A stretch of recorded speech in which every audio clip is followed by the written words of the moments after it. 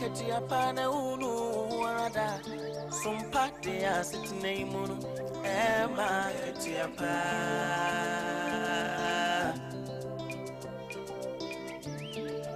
ye no mai mun samma kudi mun samjina ne kasebo biti samni jasu samjina SOMPA de abama SOMPA FM ema katia pa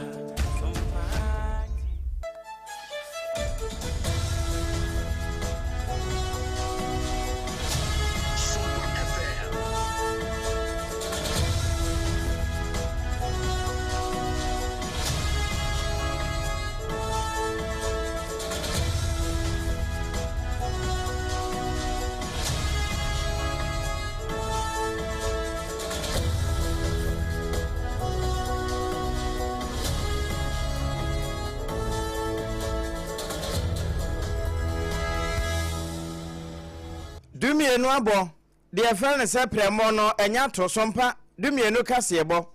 de endpoint homeopathy clinic wadoma so yemu na kasa natural mineral water oje ababa ma time herbal Mr. Dr. Tafri Jayo ono so boy adontiama yede asomwo se kasebo no every video mu SOMPA 106.5 eno yankran Watermelon Street ni so life e wo 93.1 adabraka baby SOMPA TV wono baby to first clinic won mubutu no e ho asan na meken ayiko 100.9 so asom asanteman wode ma ne no na duru France abrochi mamu a adamfo paso mu a wode ma ade hye na e wo ho tituro ne monten so Paris wono mo se bon takwa SOMPA na no wa hene champion mo 101.1 takura de ne 103.3 SOMPA kro na 106.1 na ne se bona puya fam ne yaduru Bron champion radio akwatachima de no 90.7 SOMPA nkransa ne nyina obuna pu FM bono ahenkro na nkasa sunwane alaji be kwa na abro sanum night market wo 98.9 opambo agemaamo abobo ano pe 101.3 na ne se yaduru manim asase paso do mahenkro ne nyina ayabuna fa ho kodivu afo nyina ho na wo mo fafiri eno achi no do 100.7 wono so age de ma asase paso fo abusuya yankwa mankesi me 106.1 FM eno de kingdom ena decoder no so baby FM stations no wono wonsa ebeka yen SOMPA abusuya ye kan sa no www.sompaonline.com ensemi nyina ya chechera koto yewra prince atabuate na dama obenya bia kenkanya bia hwe kana urban radio obenya ewo ho sa na wuro timantemo teacher Johnson monso de tum na nkwanta paloma abiebiem doman kase SOMPA wo ho no kensta ene deko awiensam no de di mu akotene ya obetie bi ne se Omampani John Dramani Mahama ede atudwa se aban enyumaku ahodoɔ wo mo ayahyehyɛ se wo mbetu kwan akɔgye ntete ne enime bi etete saa nyina no sesi ano wo mo ntwentwen so Closer for any day and I won't strike in the washers here and sempi every labor for us ye etchere ya obetimonsem. Abusia enya honko ana yebewura. Yabasa so wura closer ka for krona. Na unum se MMDC is no. Wo monkrata nyina san krofo na ye ho adwuma. Na kwada so afa ho nkomo be ne free weba. Asra dom adwumakuo no wo mo de nkrata bi apie dwa. Wo mo abo amane fa empempenso asesi a ensensem wo efa se yekoto hye nipa binum so Lebanon nam so ema asrafo beye enan wo mu praye no update efa ho nyina no awie ye denam na langa de phobia wo kire se eba langa de adwumani mu a wonum de wonum apabne mu etuo ne ade nyina wo de djuma aboko bia policefo e de djuma so e wo ho a wokodi nsenseme e wo wonsem abusia ye be wura mu na vice president said there was a kire ema se one mu hia wade nyina mu women empowerment na ne involvement no se na ho asamote awie ebe pie okase mu IMF adwumakuo no so de nkrata bi abaye a wo mu ekiremu ese Middle East hunsensam ya bobo bana wansha na kwakoha edwadie afei fango bo nso ebetimi akosoro wona wotomo wona wodi hu djuma ene hu pemprade no wonsada wonse yemene osu e de frɛ aban no ensem a woka no bie wasom yede ne nyina ebesom wo ene koma ka fonso frɛ bi say aban ho o momobo na sabre ya ire enyan petrol bo na enya abeto dwase owura bi a wobo ne ho safo hene se woye sofo yare mande no esanse akoda kuma bi ene wakososo ni mu a ye kire se watwetwa ho video so kura de akwakogu abefo ntintanfidie hu ehho asem abeto dwa yebe romo ewo ebrodun kwa jase hene ya wono eti adwaso wo abeto dwase wone konfoba ya wono won potem empre mu odin ena wonom etwe so bobi wo ho a wode ayantam na ka ho nti no watu na de so ene ebusu ebe kwa manone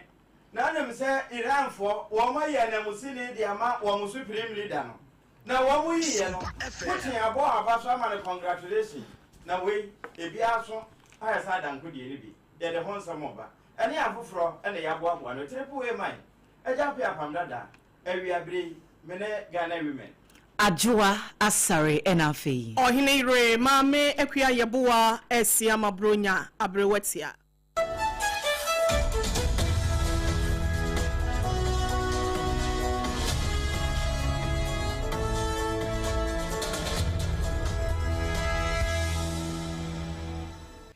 Abusia afei ensemno enchiremu ankasa enie omampani His Excellency John Dramani Mahama ashe board sawodo ya womoda aban enyumakuo ano state owned enterprises no ene public institutions sawodo nyina ese enimanimu ya obi biara ya sheda ayenhye aye ho nkrata sam kura awie se wombekwa akwaje entitie bi ewa manone na bababu adwuma na womudi ewo dwumakuo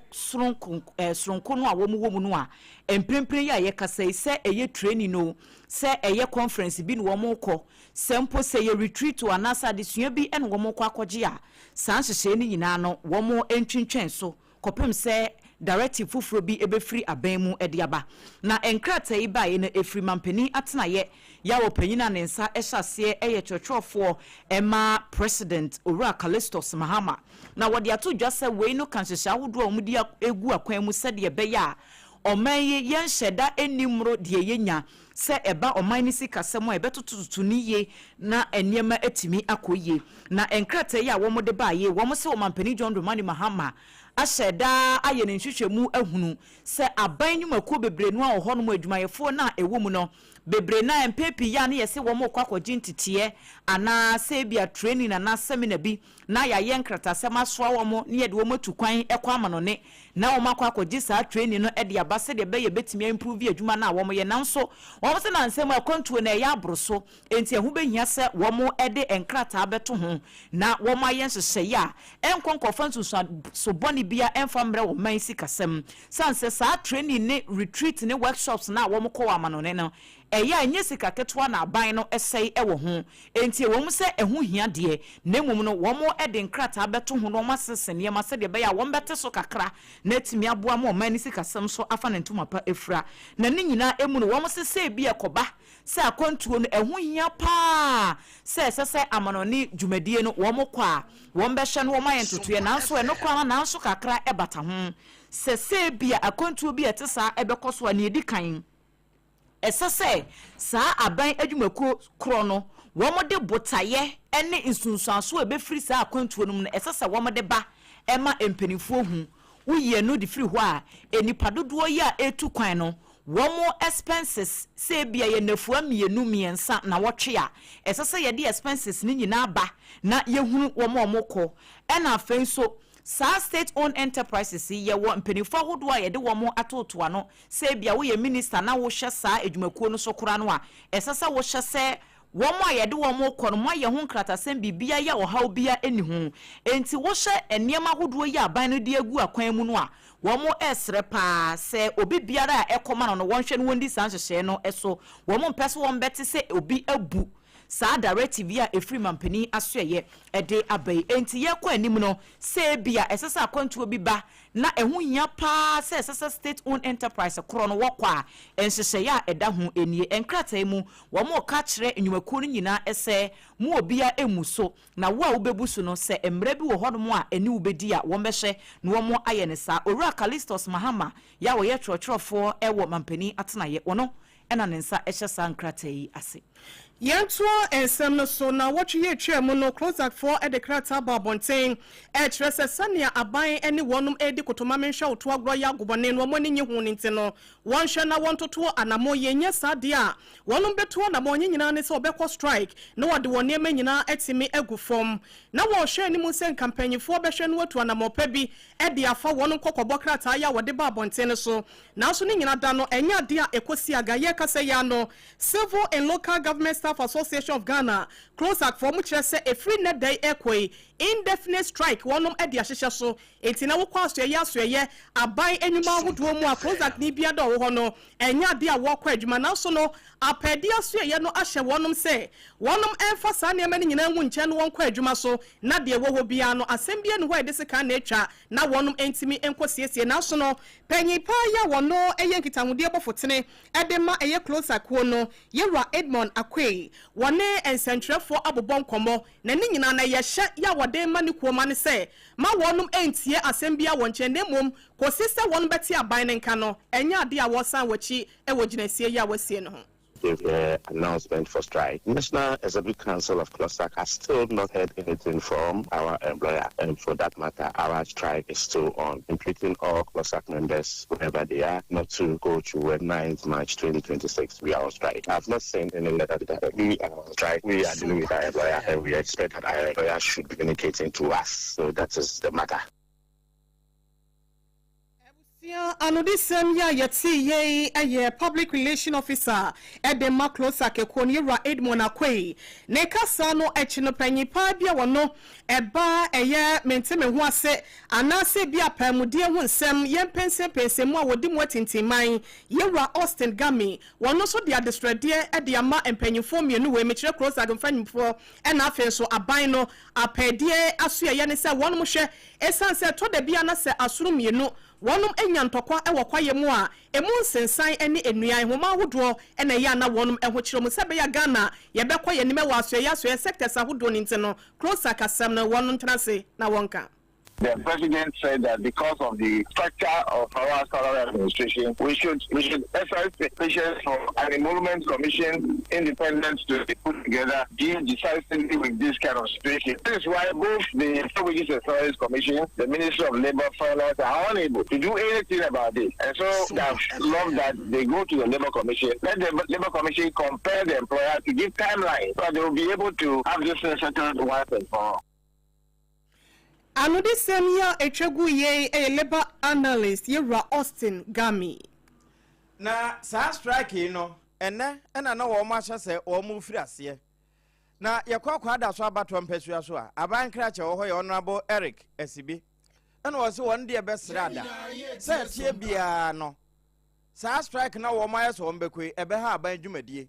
emfa ho ene reset ya aban peso reset ne se de wo si toto niema edan se boa enkrata asem e wa asambiri ho close akafo ya na behwe na won mayo empo asambiri anya hoho yanka de beko client office na wa kire se me ba MC ho efo ho na meba ana bia me kotan country planning ansa na wo nyina beba no close akafo ya ene edi se adwuma no empo wa chema ya ono nete kwana no ho a wo mo beba beto no a wo be makwan ama wo mawuram no wo ka kwe hu nti se tie bia be ha ban adwumadie enti obesrada anka wo monwe ho mienu ene mpanimfo ni ahia nwie ansana na ebefiri mu aba no se wo mo bibi ka wo maka Being effect strike the we see a massive one it cuts across it is any tibia no being effect if say me ansana me approve ade no e say fa system bi mu ansana abeduru me ho and system ni na dey say o wa cut it off it dey na meti ha no ma me ya enu nti ye de yenim say ye papa one ne ma ne ma ekosi ya on to me hwe mo man no emmo it me ye sure say penifo de ne papa be gu akwam na ne se so won ne penifo hia na on ka no on be ka ma ye fe na ade no the day no bi anso anya ase na waba abeto na adwuma no so nti mesre enyufo se du ba bi a aya na amammu no edin nti mesre won so se ne mpanyufo no won beka bia no won so so won hu ne se abasoro kakra ma won so ntie na sopam na woman no ye dia eye media eye won dia du ba bi a do hu yeska na de ye bibia de but obi ka du ba bi so a na ne ma bi wo ho no ma tu ho che kakra etimi be bata ho a ebetimi aboa e ma mpanyufo so anamu tu aye fefe ye tie sompa enokre enti san komoi kase boda mu wasompa fie ha ya na wone be ma tenten edi san komo no na wo chese ona bo bia ankan da nti na wo kase kwa ne tene na so hwe se kom de wo sesen ya omfa wo nsam yenu ne bedidie na atwa atachere mawe nso a wonwe nam bia nti wo muntie de mpanimfo eka na se te bia enipa bi ebeba Free clocks against Seminole emu yemfa ye nchemu ewo amane foforo mu Ghana Armed Forces eye asra dom adwumaku no en wo mode nkrata apiedwa wo mo bo Ghana fo nyina mane senanse mu missile attack bi ekoso eye headquarters Ghana Battalion na yede wo mu kopie mu se wo mu nkodi dwumaso no ewo United Nations Interim Force a eno ewo Lebanon enko wiase ye beto dwa se emema mano makomako enan etu missile si bia ko kenka wo mo amo prepra no empenifo echire mu se enipa nan na wo mo kan ye no miensa de na enhyeda enye de ano odin na emom obako enana on de bebia no odano na ano odin ye pan so ono kora no ye kasai wo matimi ede no akọ ama surgeries ahodo bi esese wo ye ni nyina no wo mahwe aye ntine enipa nan no bebia wo mo da ye betimi akase eyade a eyeye pa wo mo nyina e was stable condition wuyi nipa nan no so edi free hormo a afoforo beye edu nan ya wo nyina ye offices no ye kiremu esebia ya na wo de wo muti eto no nkofo ko sese hormo nyina ne ade sesi asa nkofo nyina ne ya pe ba bi kama ede ama wo ma wo so enya ba bi a wo de wo muti eto emwa bia esasa bambofo ede ma wo se de be ya wo masetena mu nsem betimi akonkan ewa adwuma wo kwakwa ewa United Nations hormo so no eyade esasa amwo nyina na empinifo de ne yechire ede ama wo wo se ewo mu se attack ya bade na emom no emrante no wo mo evem no da so a wo soro ya adwuma esese wo mo ye no wo be hwe no wo ma ye nyina Ghana Armed Forces for na monkrata so eda wo manfo nyina ase se sa rehosemi esi ye no hwe se de wo manfo esifa efre wo mo a wo mabusuafo aban obia epese wo hunu pempenso a asem no akwakoduro na wo mo se wo mo da Ghana fo nyina ase e wo mo ane mpaebo a mo de ama wo mo enkrata ya eba ye wo mo se wo mbekoso a aye adwuma e de aboa o man no bambo afenso se bia o man bi ho akire no na hu behia se wo mo de wo mo aso bekwa akota wo makira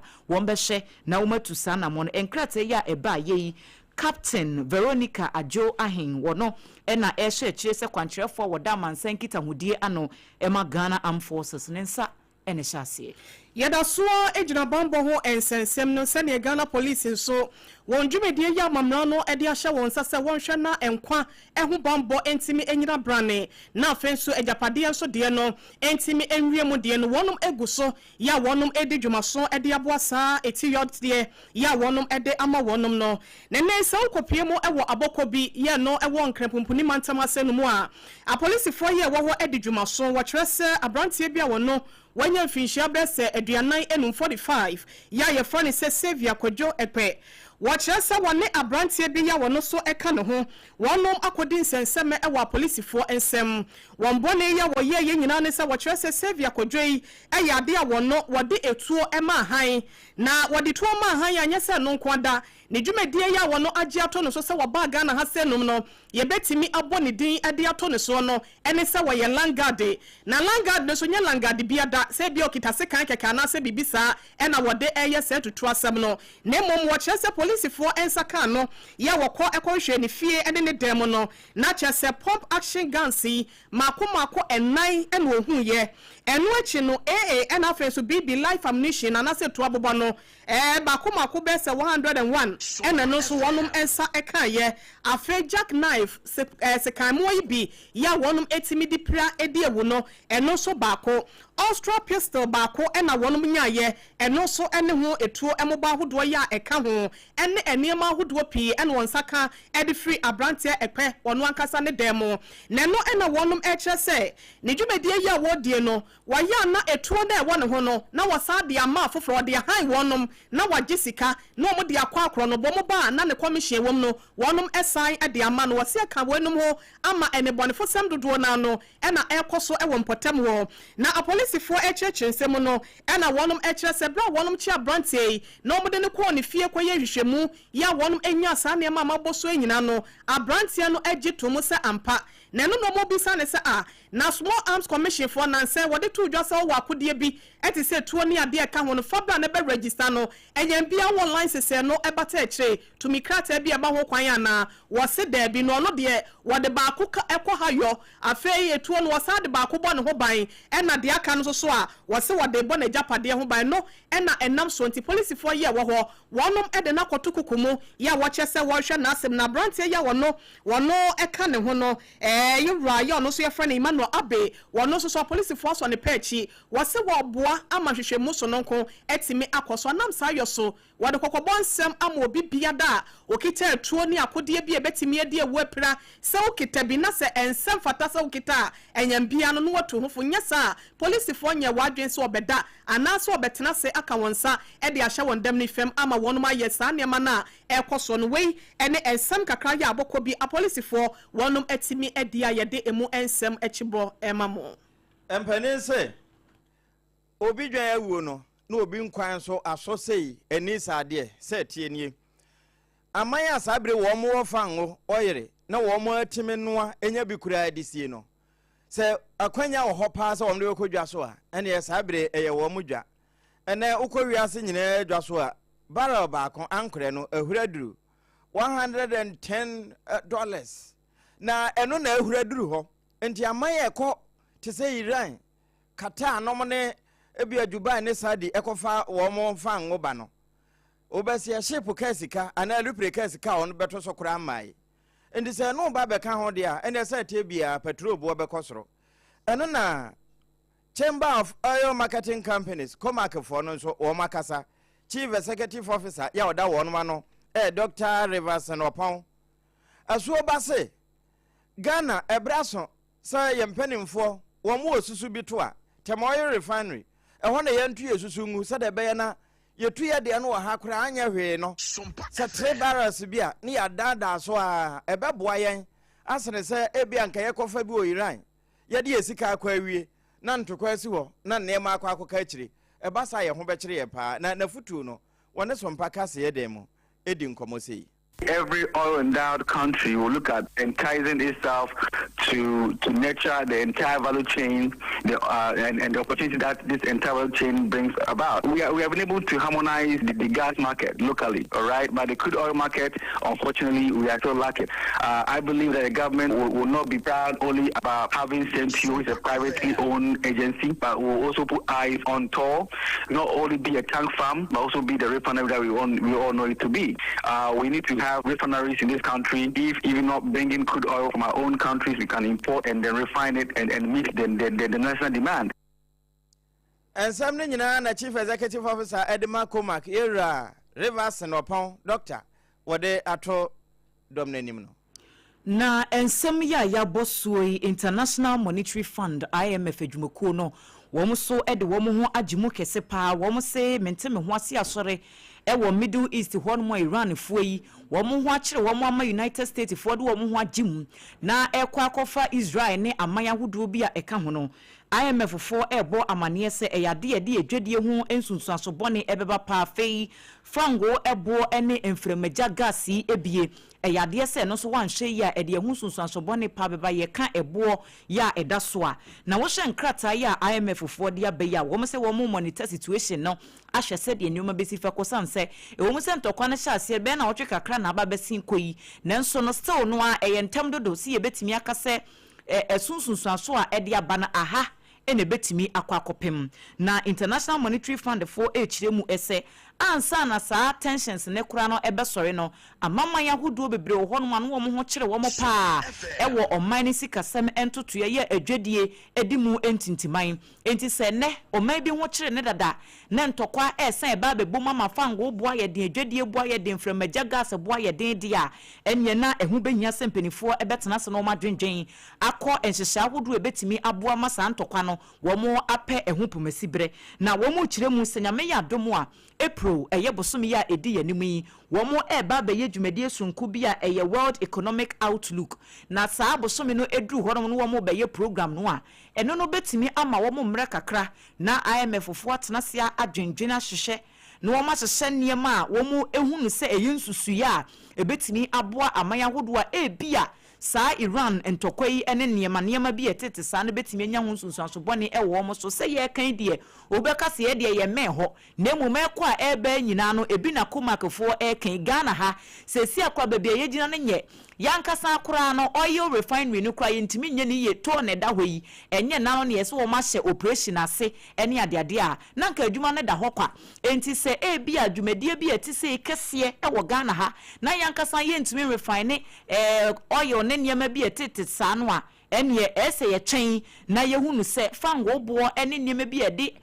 fango eye no petroleum product no eyade ne nyina no bo ebekosoro na emom IMF for say yenhwe anim se nyame yadoma April ni duru a ebeduru ho no de na mmere no wo manya kakra na wo masusu niema ahye niema ahodo ne hyehyeye a wo muhunu se aman bi digu akwemu betimi aboa amasa Middle East tensions no enya wo haw bebre ewo yensikasem eso. Now say ya done beto ja se wo show my Ghana and to sosuku na said na dan kwa kufuado abai e wo so the free senior high school ba ye no na chese nka wo fe hu so ne bia ne de no nam na emu nkwada enuane ahodo ya ye de ma wonom afe wo hwe basic schools na nkasa nso no a se ne abai e ma wonom aduane kwa no na wo se nka ya nkasa ye de wade ye na nka wa no ye mu obi de enye ofe enche wo de enti no enuane ahodo ya ye de ma wonom no na wo hwe ne mu kwan se ye beti mi afa yankase de ene de asom wonum ewo adidie kwan so na so na sei ebeto odwasa wo de wani kiremu ewo schools ahodo ni mu a eyade a emo ya wonum eno ade man kwada no wonum ekra edi frama no ne eno ena etimi bansa na wonum etimi anoa ede asom enkwada no enam sa yoso Ghana man panyin yewa John Dramani Mahama Gonja ne de hyekonkron ya woti jata woma so na wo prince we de wode beto edwasa panyimfo ya won da school ano no se wonum epemo de ama nkwada no ewo aduane die kwan so ama wonum nkoto ewo amanone ema na emom Ghana fo de na yeduana nkasa no eno ena wo mo enfansom no asemo ya mampanyin eka ye no enam sa so rice producers and processors in Ghana na chese wona wodomo na woye ehu dwumedie no wonum association no mo de krata e de ababonte ya desredie ena wonum e de mampanyimfo aban ne aso ye hwe nwumesua so se wonye bi mu asebe ya wo be pa bedwako bi independent body bi na wonum ahwe sampa Ghana mo na ye no hasenum no ye beto e de ama schools ahodo no na etimi aboa se ne akuayo e yo ma bi akiri bremo no Ghana yetimi anya sika wo mo e de aboye ho bra na panyipa ya wono ene kasa e de ma ekwe Dr. Charles Nyaba ne nsem ya etodwa no sei ena na sitie. Similar directives was given to the president. The bodies that matter to execute this, they never heeded. We were expecting that since the president himself knew that his appointees are failing him, the first thing for him to have done is to actually investigate, and if those people have to be set aside for new leadership to take over, then we would have been excited. We will actually be happy for the president to look for an independent body to execute this. But to rely on the same appointees in the past who disappointed us to do the same thing, it will not make any difference. Abusiana and semi nyina tofo abo ena medema wo Dr. Charles Nyaba wono ena eye nkitawudi abo fotene edema rice producers and processors ya wonum ewo omai mu wonum enkabom kono na enese emo akuafo nyina wo mo nkabom koi ebinum ye ma na no ana wiase nyina da wo mo yesi wo ede hye emada no ehu dwabo wo mai Ghana ha ye hye da hye ho fa na Cape Coast ogwai ye mfimfini mantemu Holy Child ho eho ena wo mo bodwa kese no empanimfo eba bi na enya asamwa emma kentirawa a wo man ye bo wondin a ehye nkuran na se ebe na betimi asua ade ato wo no eno ne adwuma no na emu baako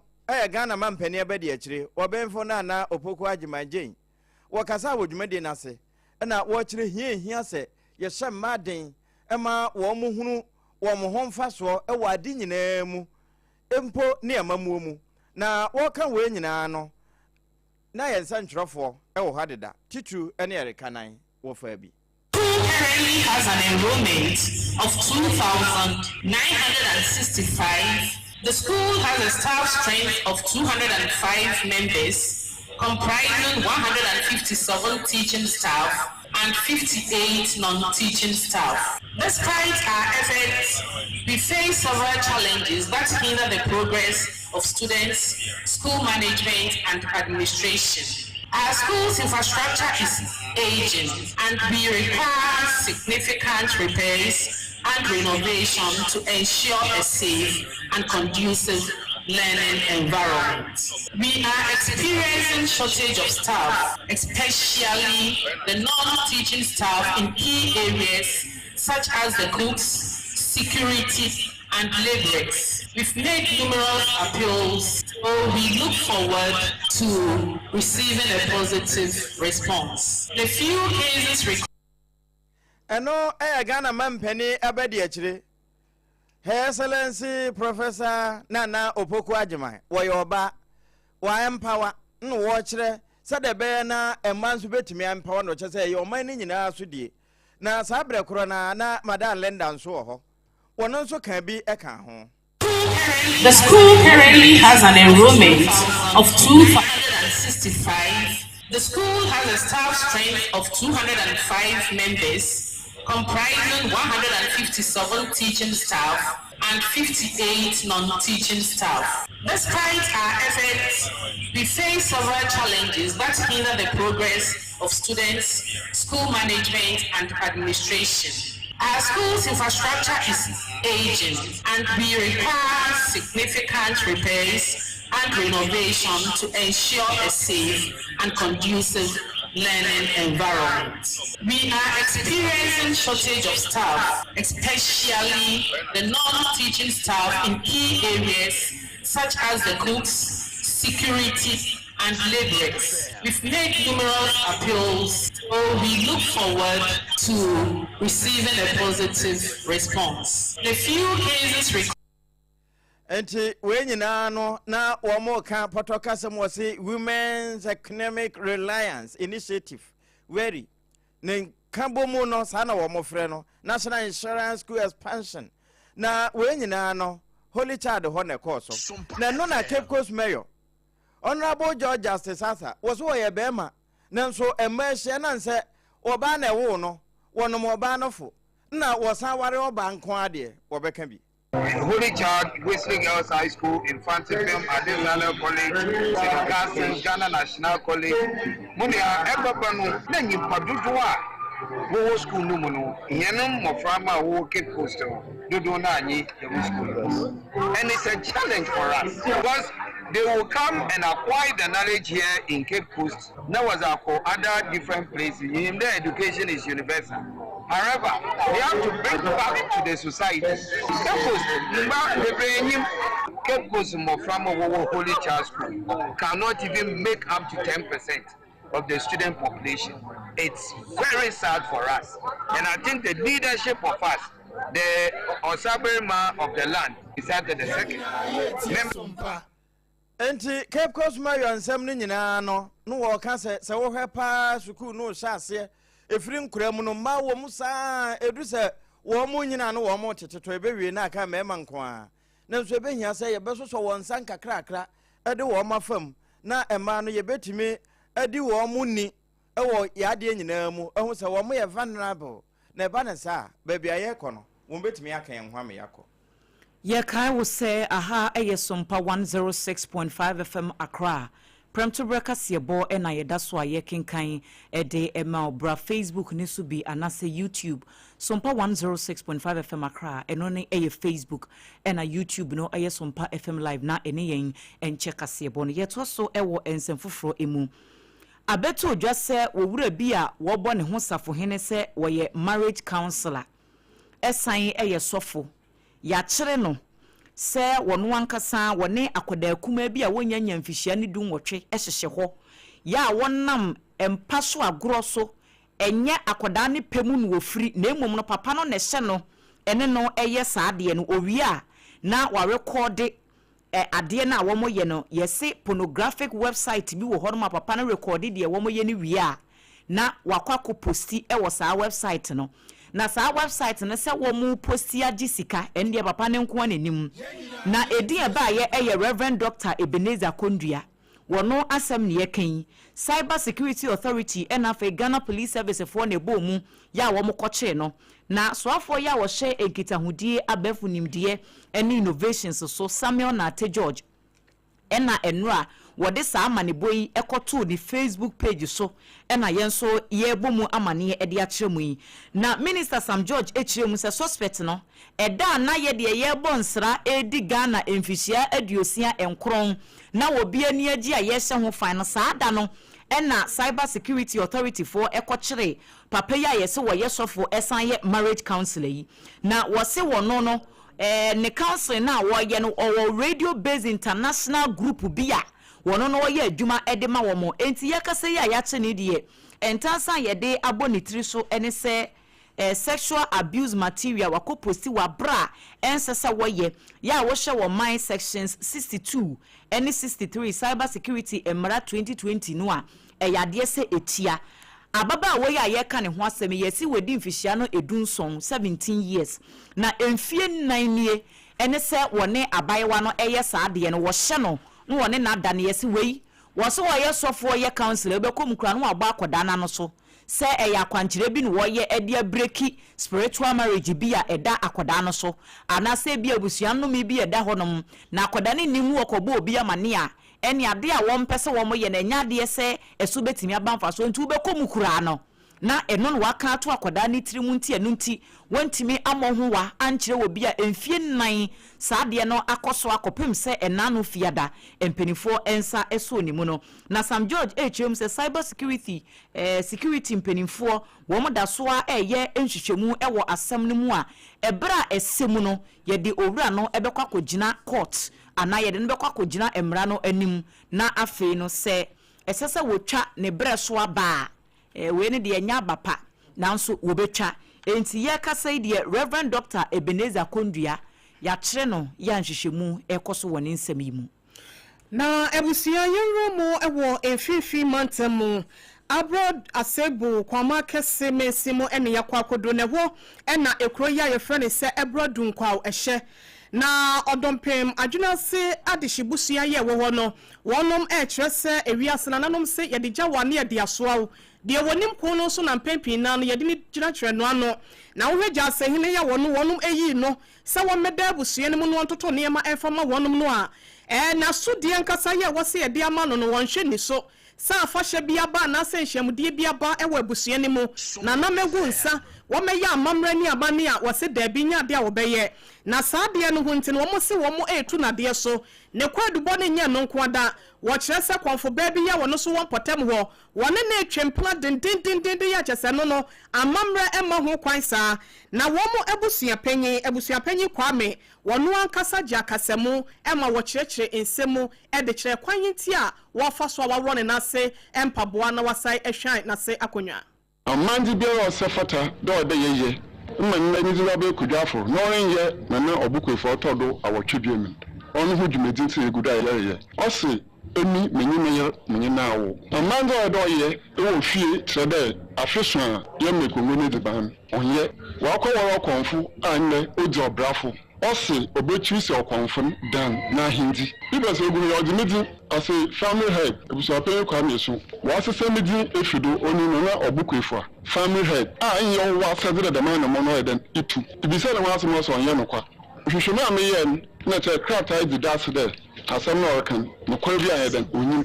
family head inyo ni di no yede oba ha ehwe head na muso wasen asesen ide ona ni di da ba ho nti bepere ebise na de ana osefata de menga mi so ya mpada ohina ya ehu ojo ohini bi mo yeyi ana do onye onu nti ni ejina do manne ya amandi de final ko bia obohuni bia ofen kodwafo onze na na obukwefo bia ai nana obo kofua ya wono etoso enwotwe ya woye jase hene edema adehia ya wonom so ewo ebrodu nkwa no ena wo kyese wonom etu na se akonwa no na ebusua panyi kwame na no disem no ekọ ewieye no ena wo kyerese oba ka bia eye oba wo mu bia ewie mu die na enu akrampo ena ewiase nyina da ejina ye ede celebrate ema nyina ewo ewiase nte no ye bo anan ene oba panyi aba apiawa ya wono suso eya adehibusua ne mu nyina da wonom ba hima bisa ne se anamowa wodihie wonom etue se wotu na nase akonwa wopene so anase wompene so na ne sen na wo ka no ni fa dom tum aduna ze busin opene wo fie honi na just no ya to safre wa ma ba musu menni wa ma so so de hia e dinu sidon umuhe ihu de bodo misisura nipa no misisuro kama ntu mfuso to so wa ma na musu pani musu bata wotuma mfuife Yenina yetie sompa mpa na sompa enkra tofo ni ya wono tonkra ewo emfifi mantamo de ba yen Erika 9 na daroma ena yensa eka nsem ya de asomu yi unko ba bia nkoto se homeopathy syrup esi drugstore mu ana homeopathy capsules ebi ewo herbal shop bi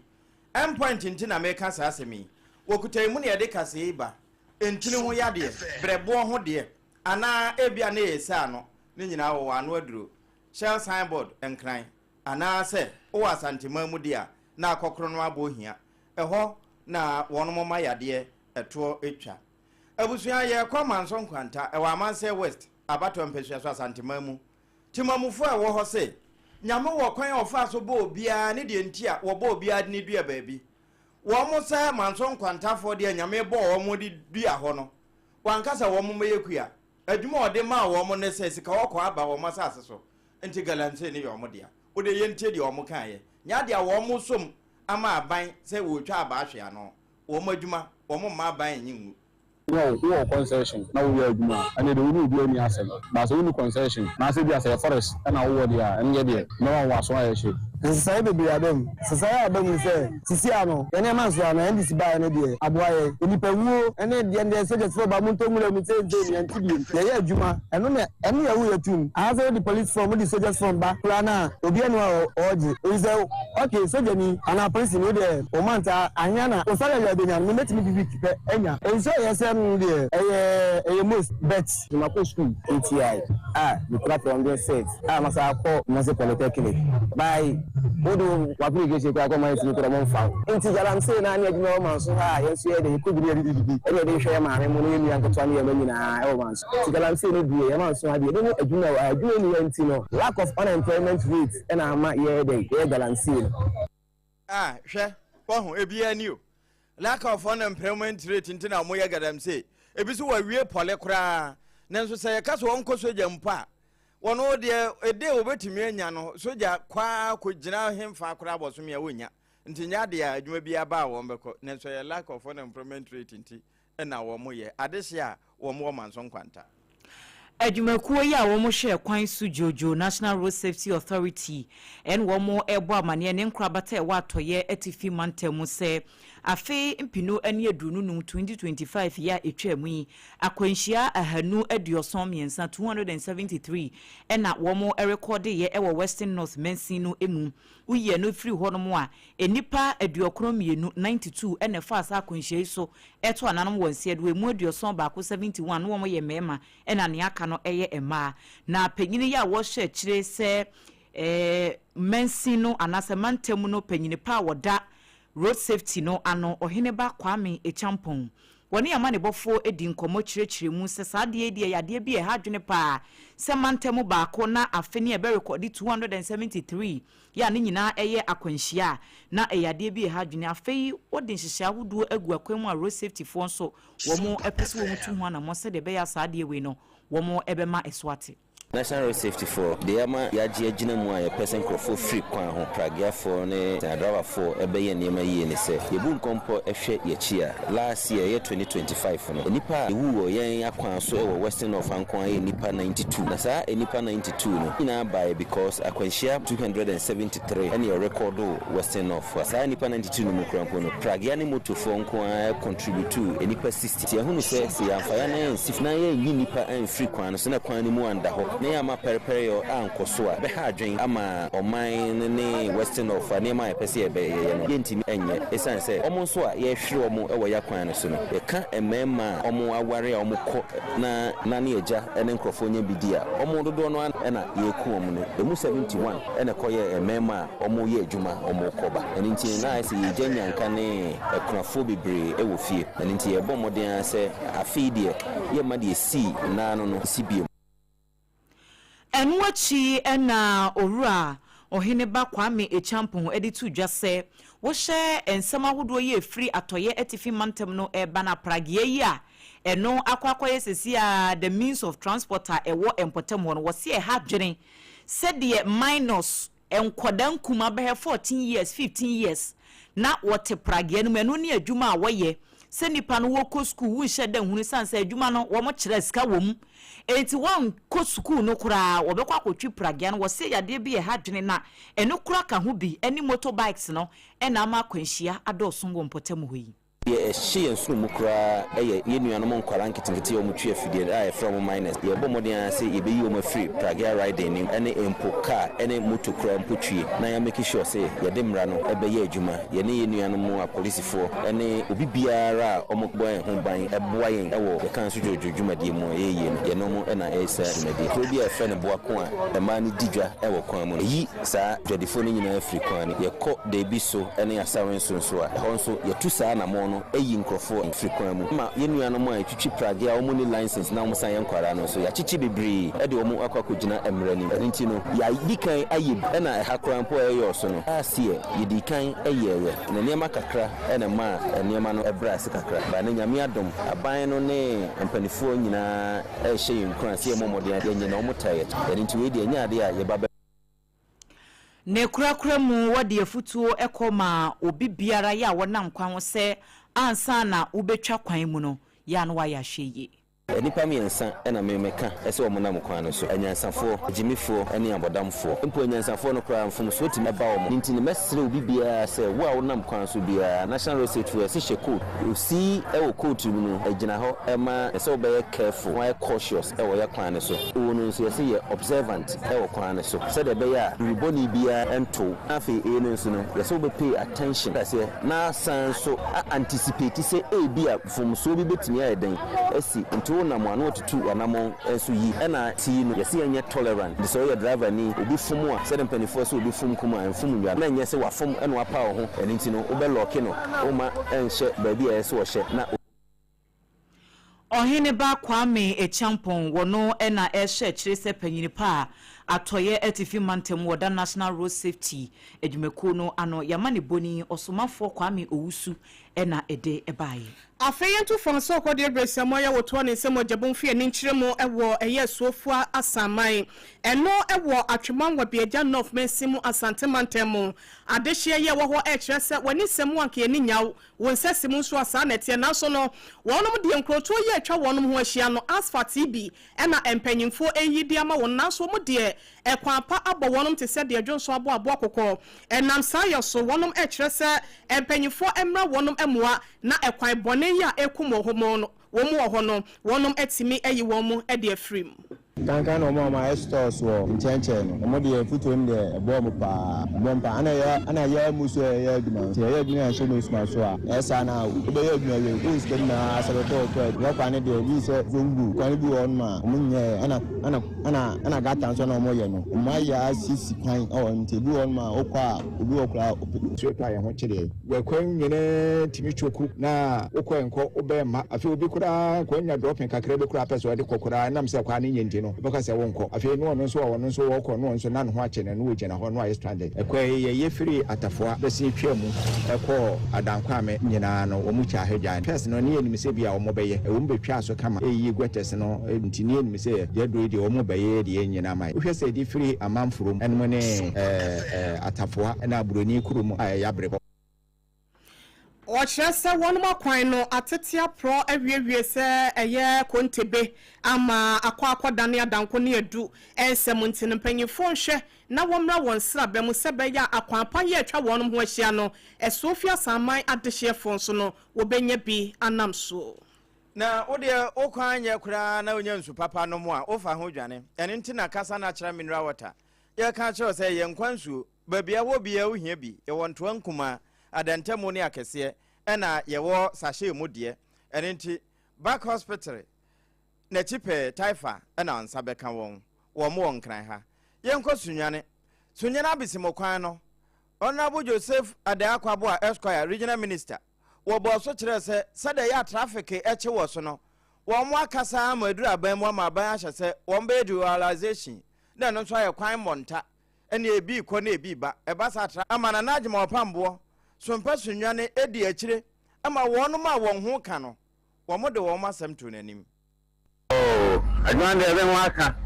well I be gates knowing answering betcha but some boy am an bet eh kwana mo nje bet ye wona akakra ye the hombe boy aja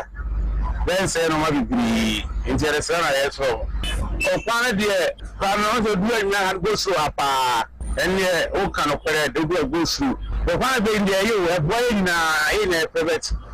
the be nya ye guano anyone ya na isi na ye problem kesipa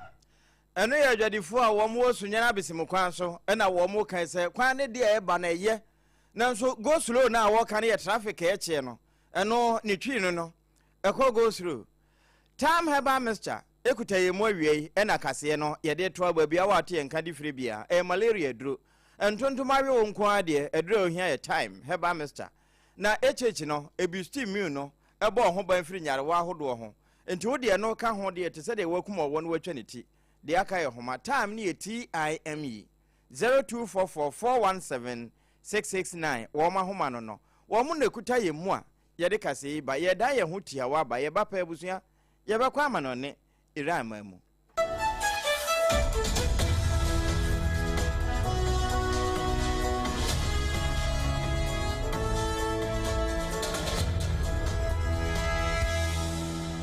Point homeopathy clinic Ghana had the obi enim say ye prostate na baby omutibi ye screening ema hu ni ye etu ase a na ye endpoint homeopathy clinic anase ye kidney ye liver problem wo fa baby na adjujo na de fa ne premature ejaculation no a ba ma bi a wo ne wodofo akwakwahia ase wo di ne ho agro ase wo tonte ene ye bra endpoint homeopathy clinic na ye moa e ma ne mema mo pa wo ye endpoint homeopathy clinic wo mo da mufu a yare bia infections bi ne wo ho anase bia wo hwa wo fa baby na adjujo kidney problem prostate de endpoint homeopathy clinic kuma se obehu endpoint homeopathy clinic e wo konoma boy hia e na akra hanso so de wo mu ginemu ankasa e wo spintex bebre friend share signboard no huduro na obusa sa wo pe endpoint homeopathy clinic obia e be kire for endpoint e wo 0244867068 and 0274234321 endpoint homeopathy clinic wo mu dem fo me pa cho bra na me hwa de wo bag bra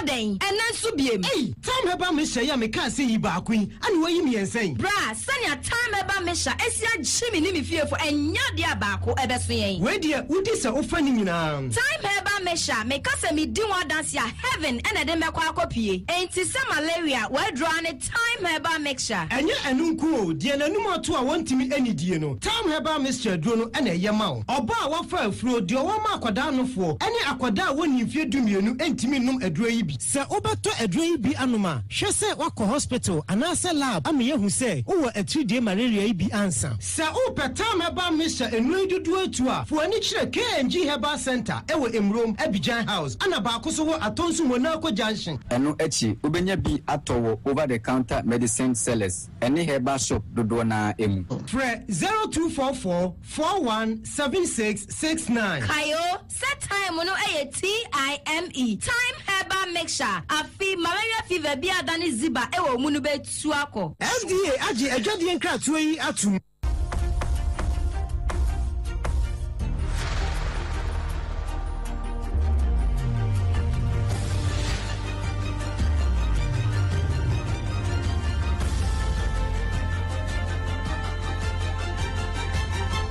SOMPA TV Emma Akatuapa enokre Emma Akatuapa pa ampa abusia ye kobofo no ho de ne nam ho apaso ewo wiase nyina se America anka bia se tie bia ye Iran fa boboa no ne yewura